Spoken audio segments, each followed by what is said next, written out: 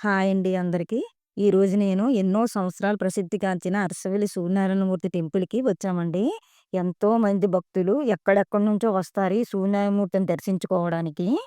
అసలు ఆదివారం అయితే అస్సలు రాలేమండి. చాలా చాలా జనాలు ఫుల్ రష్‌గా ఉంటది. అందుకే మాకు దగ్గరలో ఉంటదండి. ఒక 10 కిలోమీటర్ల దూరంలో ఉంటాం మేము. మేము సరాసరిగా కోనేరు దగ్గరికైతే వచ్చామండి. అక్కడ చూడండి మేమైతే మొత్తం అంతా అక్కడ పూజ అయితే చేశామండి. తెప్పలయ్యి అమర్చాను నేను. మొత్తం దీపాలు, తెప్పలన్నీ అమర్చుకొని ఇప్పుడైతే దీపాలనైతే వెలిగిస్తున్నామండి. మా చెల్లి, నేను, మా అమ్మాయి ముగ్గురం వచ్చామాట టెంపుల్‌కి. ఆరోగ్య ప్రదాత కదండీ సూర్యనారాయణమూర్తి. ఎక్కడెక్కడి నుంచో జనాలొస్తున్నారండి ఈ అరసవిల్లికి. చూడండి ఎంతమందో ఉన్నారు మా పక్కన.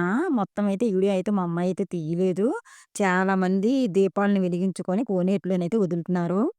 చినుకులు ద్వాదశి రోజైతే అండి కన్నుల వైభవంగా ఉంటదండి ఈ కోనేరు. మొత్తం తెప్పోత్సవం జరుగుతదమాట. ఎంతమందో జనం వస్తారండి. కిలకిల కిలకిలలాడుతుందమాట.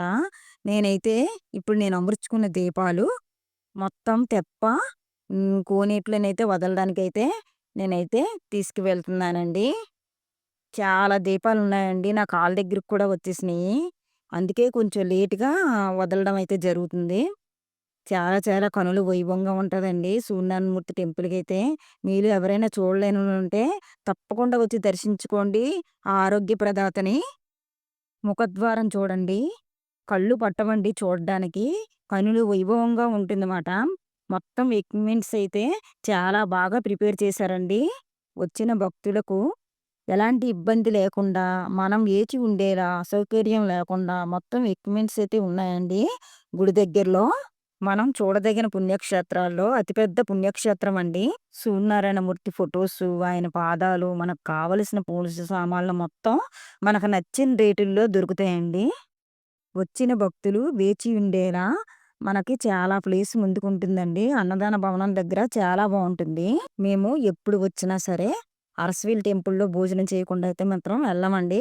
తిరుపతిలో ఎలా పెడతారో సేమ్ అలాగే పెడతారండి అరసవీల్ టెంపుల్‌లో కూడా. చాలా చాలా బావుంటాయి. ఆ పచ్చ పచ్చని ఆకులు అయితే ముందుగా అయితే పులిహోర పెడతారండి. ఆ పక్కనే వాటర్ గ్లాస్‌తో కూడా వాటర్ ఉంటాయి. తరువాత ఒక్కొక్క ఐటెము అలా తీసుకొస్తూ ఉంటారు. తర్వాతైతే చూడండి పచ్చడైతే పెడుతున్నారండి. చాలా కమ్మగా ఉంటాయన్నమాట వంటలు. తినే కొద్దీ తినాలనిపిస్తది. చాలా బావుంటాయి. వేడి వేడిగా పెడతారు. పులిహోర ఒకటే కాదండి, రవ్వ కేసరి కూడా పెడతారండి. చాలా చాలా టేస్ట్‌గా ఉంటదన్నమాట ప్రసాదము తినడానికి.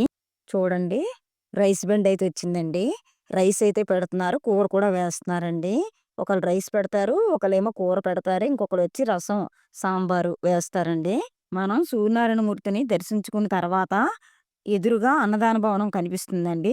అక్కడికొచ్చినట్లయితే మనం కూర్చొని ఉండడానికి కూడా ఉంటుంది. పులిహోర ప్యాకెట్స్ కూడా దొరుకుతాయి. మనం సూర్యనారాయణమూర్తిని దర్శించుకున్న తర్వాత మనం లైన్‌లో 11:30కి అలా వచ్చి నిలబడితే సరిపోతుందండి. మనకి ఆకులు వడ్డించిన ఐటెమ్స్ అన్నీ చాలా వేడిగా ఉంటాయండి. చాలా చాలా టేస్టీగా ఉంటాయి. తినడానికి చాలా చాలా కమ్మగా ఉంటాయి. సూర్యనారాయణమూర్తి టెంపుల్‌కి ఇంకా ఎవరైనా రాకపోయినట్లయితే ఒక్కసారి వచ్చి తిలకించండి. సూపర్‌గా ఉంటది. Thank you for watching.